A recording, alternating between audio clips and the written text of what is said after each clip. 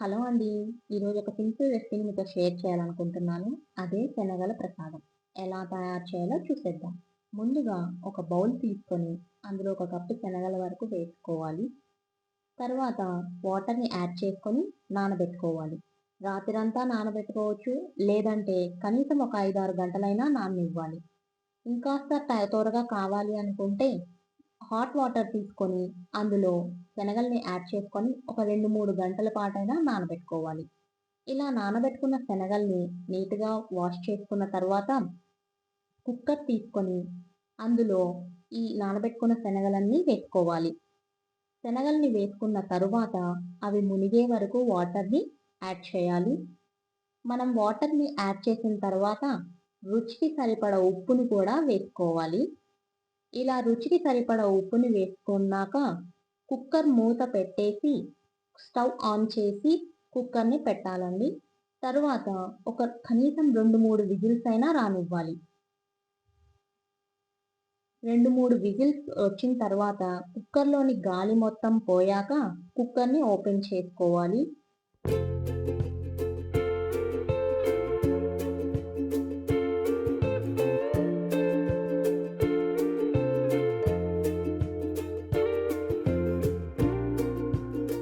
చూడండి ఎంత మెత్తగా ఉడికిపోయాయో.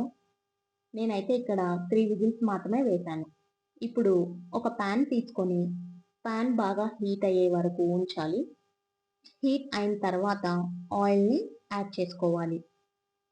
ఈ శనగల ప్రసాదాన్ని ఎక్కువగా దసరా శరన్నవరాత్రుల్లో అమ్మవారికి ప్రసాదంగా పంచిపెట్టాలనుకున్నా, మనం ఈజీగా ఈ శనగల ప్రసాదాన్ని తయారు చేసుకోవచ్చు. కేవలం 2, 3 పదార్థాలుంటే సరిపోతుంది. అంతే గదండీ!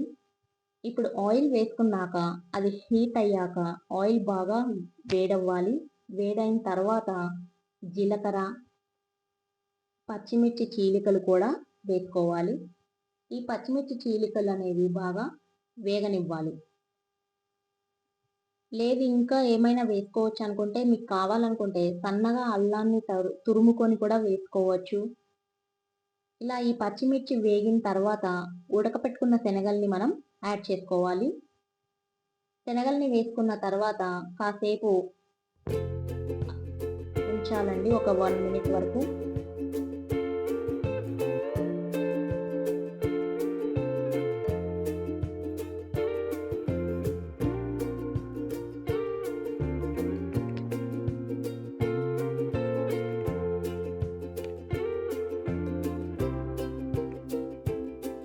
లాస్ట్‌లో ఇంగువ గూడా యాడ్ చేసుకొని దించేసుకోవచ్చు. అంతే అండి. ఎంతో టేస్టీ శనగల ప్రసాదం రెసిపీ రెడీ.